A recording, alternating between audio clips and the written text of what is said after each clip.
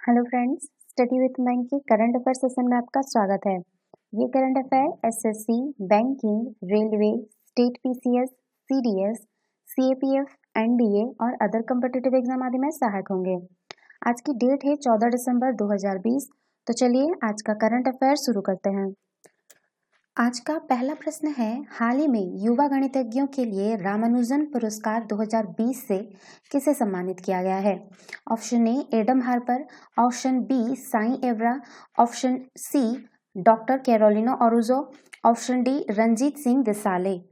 देखिए, हाल ही में जो है युवा गणितज्ञों के लिए रामानुजन पुरस्कार 2020 रियो डी जेनेरियो ब्राजील के institute for Puro and applied mathematics की गणितज्ञ डॉक्टर कैरोलिना एरोजो को दिया गया है।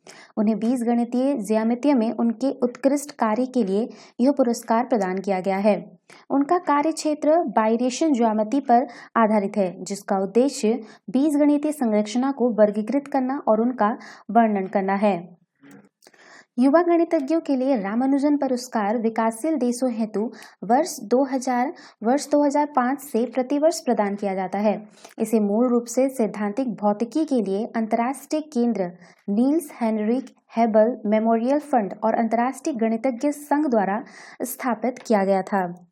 और ये जो पुरस्कार है आपका ये जो श्रीनिवासन रामानुजन की स्मृति में जो है, उन्होंने जो दीर्घवृत्तीय कार्यों, निरंतर कार्य, अनंत श्रृंखलाएं तथा संख्याओं के विश्लेषणात्मक सिद्धांत के शानदार योगदान के लिए ये पुरस्कार दिया जाता है। और भारत में जो है भारत में 22 दिसंबर को श्रीनिवासन रामानुजन की स्मृति में राष्ट्रीय गणित दिवस लिख देते हैं, राष्ट्रीय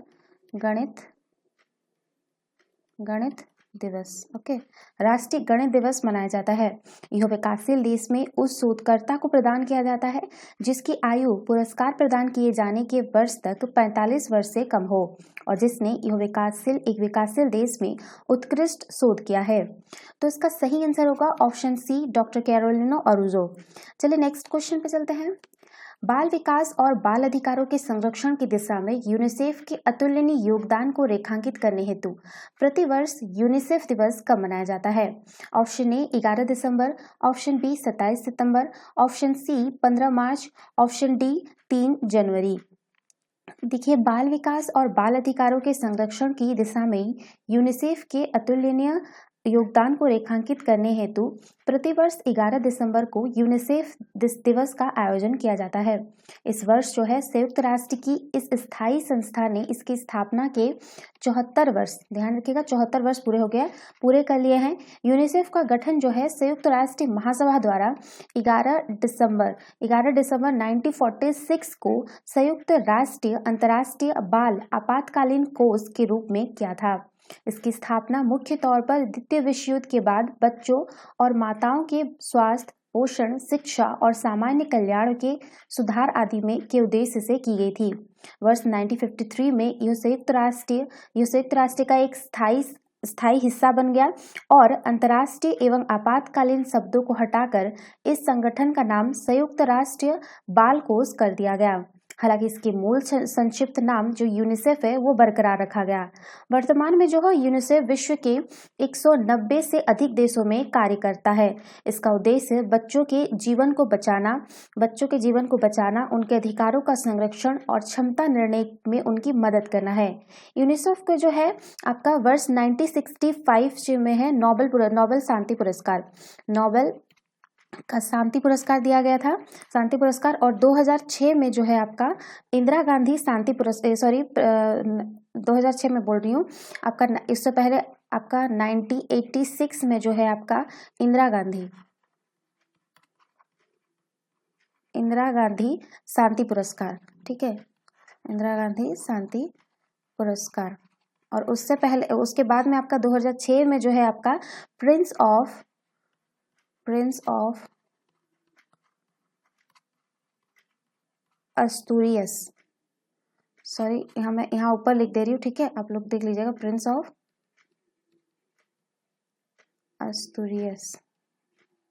अस्तूरियस अवार्ड ये ध्यान रखिएगा, जैसे कि अभी आपका ये अवार्ड दिया जाता है किसी भी संगठन को, तो ये ध्यान रखने वाला बात है, ठीक है, पॉइंट इंपॉर्टेंट हो जाता है। तो इसका सही आंसर होगा ऑप्शन ए 11 दिसंबर। चलिए नेक्स्ट क्वेश्चन पे चलते हैं। हाल ही में अमेरिका की प्रतिष्ठित टाइम मैगजीन ने वर्ष 2020 का पर्सन ऑफ द ईयर किसे मनोनीत किया है?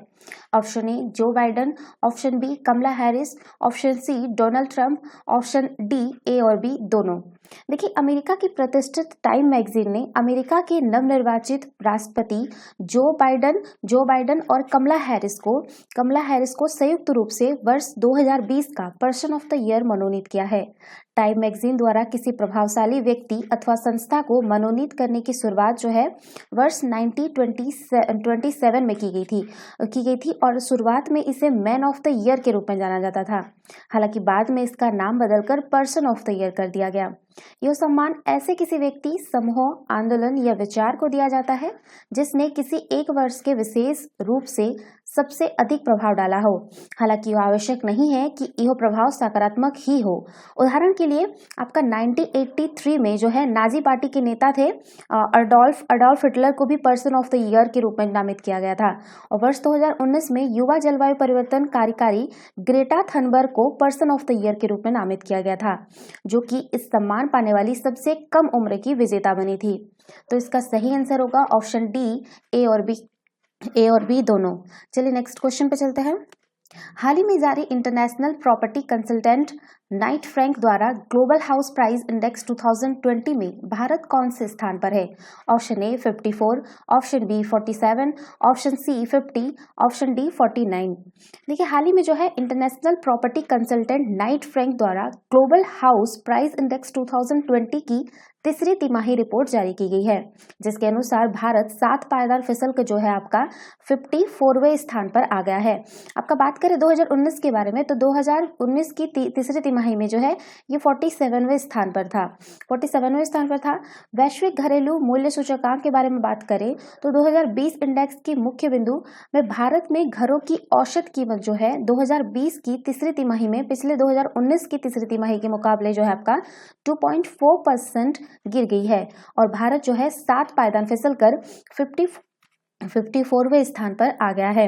सूचकांक के मुताबिक पिछली तिमाही यानी वर्ष 2020 की दूसरी तिमाही की रैंकिंग से इस बार की तीसरी तिमाही की रैंकिंग में कोई बदलाव नहीं आया है।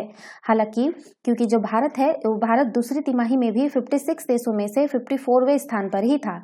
इंडेक्स में सरकारी आंकड़ों के लिए मेनस्ट्रीम रेजिडेंशियल प्राइस का विश्लेषण किया जाता है। इस इंडेक्स में 2020 की तीसरी तिमाही में जो है आपका तुर्की, ध्यान रखिएगा लिख देती हूँ, तुर्की जो है वो नंबर 1 पर रहा है, ठीक है, जहां घरों की कीमत जो है साल दर साल आधार पर 27.3% प्रतिशत बढ़ रही है। दूसरे नंबर पर आपका न्यूजीलैंड है। न्यूजीलैंड जो है आपका दूसरे नंबर पे है, जहां मकानों की कीमत जो है एक साल में 15.4% बढ़ रही है। वहीं 13.4% बढ़ोतरी के साथ जो है आपका लग्जमबर्ग तीसरे स्थान पर है। आपका जो सबसे नीचे स्थान पर रहा है वो है मोरक्को। आपका मोरक्को इस इंडेक्स में सबसे नीचे स्थान पर है, जहां साल में मकानों की कीमत जो है वो 3.3% गिर रही है। तो इसका सही आंसर होगा ऑप्शन ए 54। चलिए नेक्स्ट क्वेश्चन पे चलते हैं। हाल ही में केशव सूरी फाउंडेशन द्वारा भारत का पहला कार्यस्थल समानता सूचकांक जारी किया गया है। यह सूचकांक कौन से देश से प्रेरित है? Option A Israel, option B Britain, option C America, option D Australia. देखिए, हाल ही में जो है केशव सूरी फाउंडेशन द्वारा भारत का पहला कार्यस्थल समानता सूचकांक जारी किया गया है। भारत में जो ये सूचकांक है वो धारा 377 निरस्त होने के 2 साल बाद लॉन्च किया गया है। यह ब्रिटेन के स्टोनवेल, लिख देते हैं, ब्रिटेन का जो है आपका स्टोनवेल WEI से प्रेरित है।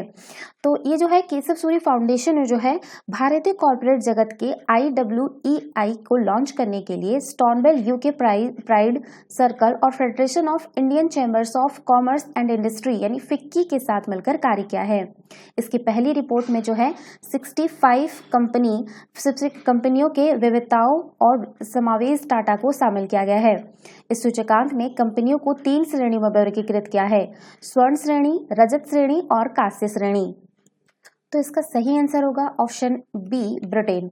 चलिए नेक्स्ट क्वेश्चन पे चलते हैं। हाल ही में कोविड-19 महामारी के दौरान मानव तस्करी के मामलों में वृद्धि के मद्देनजर कौन से आयोग ने विभिन्न राज्यों और मंत्रालयों को परामर्श जारी किए हैं? ऑप्शन ए राष्ट्रीय मानवाधिकार आयोग, option B NITI Aayog, option C केंद्रीय सूचना आयोग, ऑप्शन डी वित्त आयोग। देखिए हाल ही में जो है कोविड-19 महामारी के दौरान मानव तस्करी के मामलों में वृद्धि के मद्देनजर राष्ट्रीय मानवाधिकार आयोग ने विभिन्न राज्यों और मंत्रालयों को परामर्श जारी किए हैं। आयोग की ओर से जारी एक वक्तव्य में कहा गया है कि मीडिया में आई कई खबरों के मुताबिक महामारी के दौरान मानव तस्करी की घटनाओं में वृद्धि हुई है। आयोग ने कहा है कि देश भर में अभूतपूर्व स्थिति के मद्देनजर और कोविड-19 से प्रभावित समाज के हाशिए पर मौजूद लोगों के अधिकारों की गंभीरता से चिंता करते हुए आयोग ने मानवाधिकार पर महामारी के प्रभाव का अध्ययन करने के लिए विशेषज्ञों की एक समिति का गठन किया है। आपका जो राष्ट्रीय मानवाधिकार आयोग द्वारा संबंधित राष्ट्रीय केंद्रीय मंत्रालयों और राज्य सरकारों को संबोधित सलाह में कहा गया है कि कोविड-19 महामारी और इसके उपरांत तालाबंदी ने समाज के कमजोर वर्गों पर प्रतिकूल प्रभाव डाला है। एनएचआरसी के अनुसार आश्रयों के लिए सीमित पहुंच, जीवन और आजीविका के लिए बुनियादी संरचनाओं में कमी के कारण समाज के कमजोर और वंचित लोग तस्करी के शिकार हो रहे हैं। आयोग के अनुसार महिला और बाल विकास मंत्रालय को मार्च से अगस्त 2020 तक जो है आपका 27 लाख कॉल आए हैं, ठीक है, और इसमें जो है केवल 1.92 लाख मामलों का ही निपटारा किया गया। तो इसका सही आंसर होगा ऑप्शन ए, राष्ट्रीय मानवाधिकार आयोग। चलिए नेक्स्ट क्वेश्चन पे चलते हैं। हाल ही में वैज्ञानिकों ने कौन से रोग के एक उत्प्रेरित रूप के खिलाफ पहला वैक्सीन विकसित किया है? ऑप्शन ए चेचक, option B rabies, option C corona, option D polio. देखिए हाल ही में जो है वैज्ञानिकों ने पोलियो रोग के एक उत्प्रेरित यानी म्यूटेंट रूप के खिलाफ पहला पोलियो वायरस वैक्सीन विकसित किया है। यह पूरे अफ्रीका और एशिया में पोलियो बीमारी के लिए जिम्मेदार है। इस नए वैक्सीन का नाम जो है आपका NOPV2 लिख देते हैं, NOPV2 है, ठीक है। इसे पोलियो वायरस टाइप 2 के उन्मूलन हेतु तैयार किया गया है।